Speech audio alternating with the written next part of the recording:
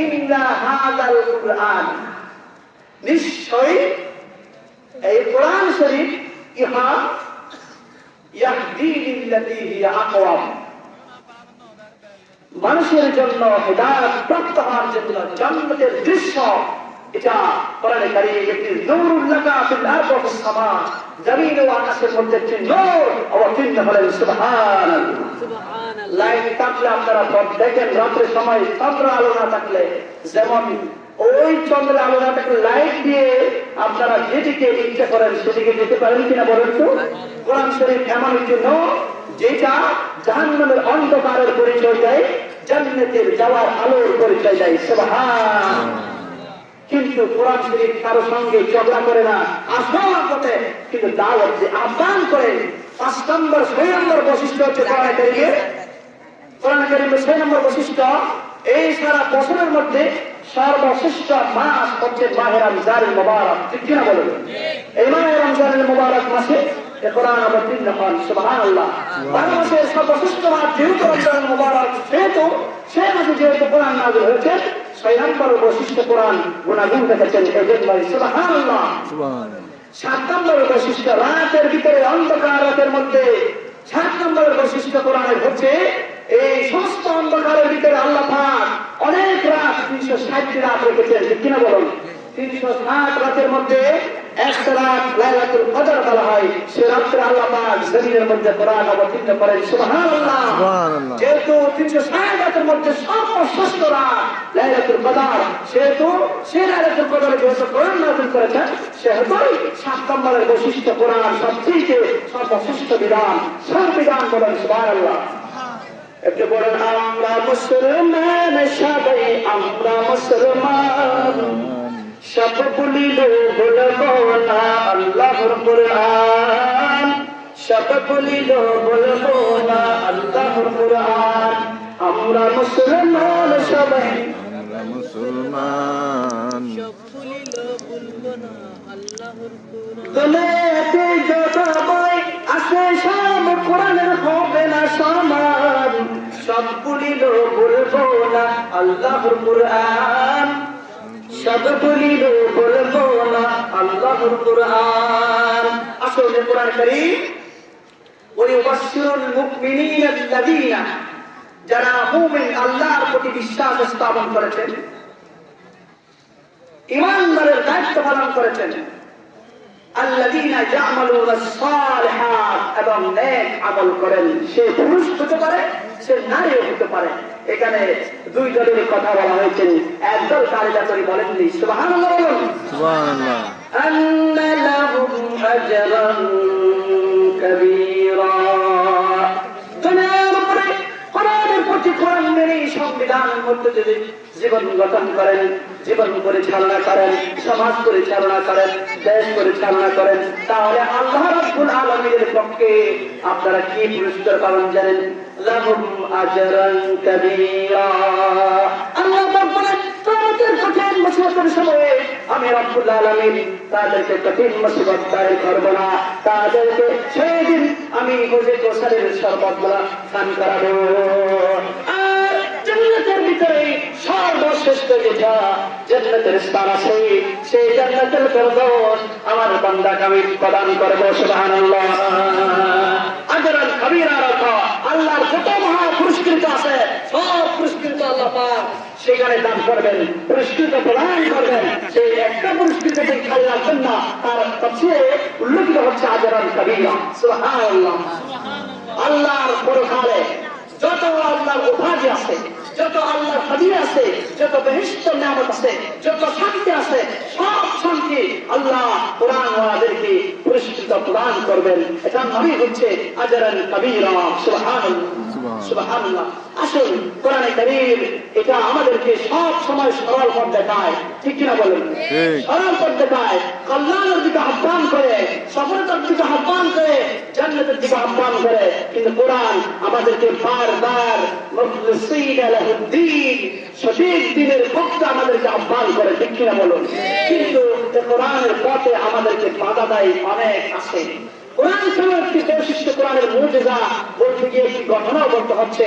বলবো কি, আমাদের দেশে কিছু আবু জাহেল আবু লাহাবের সে ওমর সে এক এক নবীর যুগে এক একটি বড় বড় মুসা ছিল, ঠিক কিনা বলুন? উল্লুক ছিল, জানোয়ার ছিল, জন্তু ছিল, বিয়াদব ছিল, ছাগল ছিল, গরু ছিল, শুকর ছিল, বিড়াল ছিল, ঠিক কিনা বলো? সব বিড়ালদেরকে আল্লাহ নিবৃত করে জমিন থেকে জীবনে একবারে বিদায় করেছেন, ঠিক কিনা বলুন? শেষ পর্যায়ে গিয়ে মুহাম্মদ সাল্লাল্লাহু আলাইহি ওয়াসাল্লামের নবুয়ত ছিল কার বিপক্ষে? ইব্রাহিম আলাইহিস সালামের বিপক্ষে ছিল, ঠিক কিনা বলুন? আর ওই মুসা আলাইহিস সালামের বিপক্ষে ফেরআউন ছিল, ঠিক কিনা বলুন? তারপরে মুহাম্মদ সাল্লাল্লাহু আলাইহি ওয়াসাল্লামের বিপক্ষে ছিল কে? আবু জাহেল, উতবা, সাইদা, এই সমস্ত বড় বড় কাফেররা কোরআনের বিরুদ্ধে পদক্ষেপ নিয়েছিল, ঠিক কিনা বলুন? কিন্তু এখন কি তারা আছে? আবু জাহেল এখন কিন্তু মুহাম্মদ সাল্লাল্লাহু আলাইহি ওয়াসাল্লাম নাই, তবে মুহাম্মদ সাল্লাল্লাহু আলাইহি ওয়াসাল্লাম না থাকলেও কিন্তু মুহাম্মদ সাল্লাল্লাহু আলাইহি ওয়াসাল্লামের উত্তরসূরি নায়েব রাসূল এখনো দায়িত্ব পালন করেনেওয়ালা আছে কিনা? কিন্তু আবু জাহেল নাই, উতবা নাই, সাইবা নাই, কিন্তু তাদের উত্তরসূরি, তাদের গোলাম ফারাসরা এখনো কোরআনের বিরুদ্ধে কথা বলার জন্য জমিনে কিছু কিছু আসে না, বলুন তো? এগুলা হলো আব্দুল্লাহ ইবনে মুসা।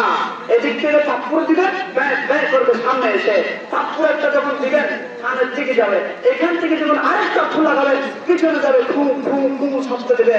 আব্দুল্লাহ বুঝেন না আপনারা? কি এমনি ওই পালগাড়া জায়গায় গেলে খুম কিছু কিছু মশার যে ছোট ছোট পোকা আছে না, ওইগুলা কু কু কু করে। এই সমস্ত কোরআন বিপরীত দলগুলা এখন আসে নাই। কোরআন বিপরীত দল এরা হাতুল্লাহ হুকুমের নির্দিষ্ট ইমানদারের সামনে থেকে বলো, এই হাতুল্লাহ মুসাগুলা জন্তুগুলা সামনে আসে কোরআনের কথা বলতে পারবে না। কোরআন এটা জঙ্গির বই, ওইটার বই, এটার বই। আরে বেটা, কোরআন শরীফের দাওটা মহাব্বত করে কোনদিন স্পষ্ট করার নাই, কিনে বলুন? কথা বলতে সুযোগ দিতে হবে, খেয়াল করিয়ে।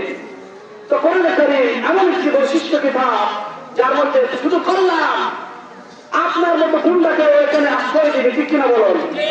ইহুদির জন্য দরজা, কোরআনের রহমতের দরজা খোলা আছে, করবার জন্য খোলা আছে, সাকের জন্য খোলা আছে, সাকমার জন্য খোলা আছে, নাসারের জন্য খোলা আছে, কুফফার, ইহুদি, মুশরিকিন সকলের জন্য কোরআনের দরজা রহমতে পরিণত ভরপুর খোলা আছে, কিয়ামত পর্যন্ত খোলা থাকবে। সুবহানাল্লাহ বলুন। কিন্তু এমন কোন নিষ্ঠুর কিতাব নয় যে তুমি যদি কোরআনের কাছে যে আশ্রয় চাও কোরআন তোমাকে ব্যাগ দিয়ে দেবে, এমন একটা কিতাব নয়। তারপরে তুমি কোরআনকে কোরআন বিপরীত পদক্ষেপ নাও, ঠিক কিনা বলুন? তারপরেও তুমি কোরআনের বিরুদ্ধে পদক্ষেপ নাও। আমি বলতে চাই, কোরআন সকলে বুঝুন। কোরআনের প্রতি যদি আপনি আসে আশ্রয় চান, কোরআন আপনাকে এমন আশ্রয় দিবে, সঙ্গে নিয়ে বেহেশতে নিয়ে যাবে। সুবহানাল্লাহ, সঙ্গে নিয়ে বেহেশতে নিয়ে যাবে। এই জন্য মুসলমান বন্ধুরা, কোরআনকে দুশমন ভাবিয়েন না। আবু জাহেল, আবু লাহাব, উতবা, সাইবা, সময় মনে হয়ে যাচ্ছে, বলতে বলতে কথা আসতে মনে হচ্ছে, উতবা, সাইবা, আবু জাহেল, আবু লাহাব, এই সমস্ত কাফের কোরআনের বিরুদ্ধে পদক্ষেপ নিত, ঠিক আছে? কিন্তু কোরআনকে এক সাইডে বাধা দিলে পরে আর এক সাথে মহব্বত করতো, ঠিক কিনা বলুন? এক সাথে বাধা দিচ্ছে আর সাথে মহব্বত করে। একদিন মুহাম্মদ সাল্লাল্লাহু আলাইহি ওয়াসাল্লাম নিজের বাড়িতে কোরআন শরীফ তেলাওয়াত করতেছেন। আবু জাহেল কিন্তু তার কোরআন শুনে তৃপ্তি মিলাতে পারেন নাই। আগামীকালকে যাওয়ার জন্য ওয়াদা করেছেন, মনে মনে মনে মনে ওয়াদা করেছেন। তারপরে আজানের জবাব দিতে হবে না, কোরআনের হাদিসের কথা যেখানে চলে আজানের জবাব না দিলেও চলে, বলেন আলহামদুলিল্লাহ। সেখানে আল্লাহর কথা চলতেছে, এখানেও আপনারা হুজুরের মশলা বুঝতেছেন মনে হয়, আজান চলতেছে, ওয়াজ করতেছে, এরকম ভুল ধারণা করবেন না। কখনো ঘোরার উপরে মানুষ হয়, ঘোরা মানুষের উপরে হয় না, ঠিক কিনা বলুন? খেয়াল করিয়েন, কিন্তু হুজুরের উপরে মশলা দিয়েন না, ভালো করে বুঝেন। আসল আবু জাহেল, উতবা, সাইবা, আবু জাহেল বললো এই কোরআনে কারীমের যে তৃপ্তি, মহব্বত, আকর্ষণ, এটা যদি আসলে সব কাফেররা গিয়ে মুহাম্মদের কাছে শুনে সবাইকে ঈমান নিয়ে আসে, এখনো তো তিন ভাগের দুই ভাগ ঈমান নিয়ে আসছে, আমার তো কুফর খোদা, এই সব যদি ঈমান নিয়ে আসে তাহলে আমি কি করবো? আমি তো শূন্য হয়ে যাবো, ঠিক কিনা বলেন?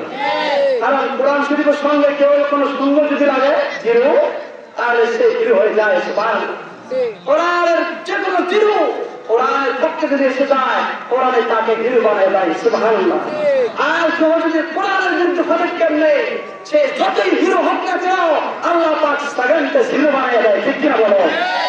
এই জন্য আবু জাহেল বলছে কোরআনের পক্ষে যদি কেউ চলে যায় আমি তো জিরো হয়ে যাব, শূন্য হয়ে যাব। তাহলে এখন কি করবো? সুতরাং একটা মাহফিল করলো তারা, সবাই বড় বড় নেতারা যারা আছে সবাই বসে একবার বসে কি বললো, উঠবা সাইরা তোমরা সবাই মিলে আল্লাহ নবী যে কোরআন তেলাওয়াত করে শুনবে না, কি জন্য?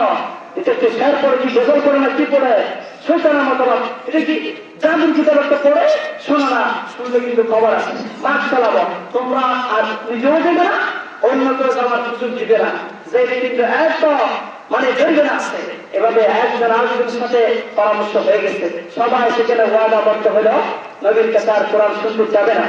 কিন্তু উতবা সাইবা তারা নিজের মনে মনে আছে যে সুরের কোরআন শুনলাম, আরে সারা জীবনের যত কুফরিটি গান শুনছি একটাও তো তৃপ্তি মিটে নাই, একটা আয়াত শুনছি যে মহাব্বত লাগছে, ভালো লাগছে, কোরআনের আবু জাহেলের কথার দ্বারা শুনবো না, ঠিক হতে পারে না, অবশ্যই শুনবো, সে যতই নিষেধ করুক না কেন বলে তারা একদিকে গিয়ে আবার যখন রাত আসছে এছাড়া সবাই একজন একজন করে আল্লাহ নবীর ঘরের চতুর্পাশে গিয়ে কোরআন শুনতেছেন। সুবহানাল্লাহ। যাওয়ার সময় উতবা আবু জাহেলকে দেখলো, আবু জাহেল উতবা আরেকজনকে বলতেছে কি রে তুমি আর আমি আসছি, এখন আবু জাহেল যে আমাদেরকে নিষেধ করেছে সেই তো আবার চলে আসতেছে, ঠিক কিনা বলুন? কোরআনের এত মহব্বত, কোরআনের আকর্ষণ এতই যে উচ্চ যে তার কাছে সব ফিল হয়ে যায়, আমাদেরকে বিশেষ করতে আবার এই যে বুকা নিজেও চলে আসতেছে, তার কথা নাকি বলে আমরা মানবো, নজুবিল্লাহ আমরা তার কথা মানবো না, চলেন আমরা বুঝাই না লেখামতো করে কোরআন শুনবো, সেতুর পাশে বসে বসে কোরআন শুনবো। আবু জাহেল যখন এক কোনায় যাই তখন ওরা এক কোনায় চলে আসে, আবু জাহেল যখন এক কোনায় যাই তারা এক কোনায় চলে আসে, আবু জাহেল যখন এক কোনায় যাই তারা এক কোনায় চলে আসে। তারপরে কোরআনের মহব্বত বাদ দেয় নাই, সকালের ফজরের আযান পর্যন্ত আবু জাহেল সহকারে আল্লাহর নবীর তেলাওয়াত শুনেছেন। সুবহানাল্লাহ। এই বলতেছিলাম মুসলমানের আন্দার, বাংলাদেশের মুসলমান আবু জাহেল, আবু লাহাব, উতবা, সাইবা নবীর বিরুদ্ধে পদক্ষেপ নিয়েছিলেন, ঠিক আছে, কিন্তু আল্লাহর কোরআনের বিরুদ্ধে পদক্ষেপ নিয়েছিলেন, ঠিক আছে, তবে কিন্তু আল্লাহ রাব্বুল আলামিনের কোরআন শোনার জন্য দুষ্করি করেন নাই, নিজে নিজে কোরআন শোনার জন্য, কোরআন নবীর মুখ থেকে শোনানোর জন্য, আর সেখানে সারা রাত দাঁড়িয়ে দাঁড়িয়ে সময় কাটাইছেন, ঠিক কিনা বলুন? কিন্তু আর দুঃখ হচ্ছে ওই বাংলাদেশের মুসলমান, আমার মনের মধ্যে যে কষ্ট বেদনা, যার কোন সীমা নাই, সীমাহীন বেদনা, বলতে গেলে অনেক কথা আসবে। মুসলমানের জন্ম গিয়ে মুসলমানের পেটের মধ্যে জন্ম প্রসব হয়ে তারপরে দুনিয়াতে আসার পর সাইনবোর্ড বুকের পর কোরআন শরীফ করে থাকার পর কোরআনের বিরুদ্ধে পদক্ষেপ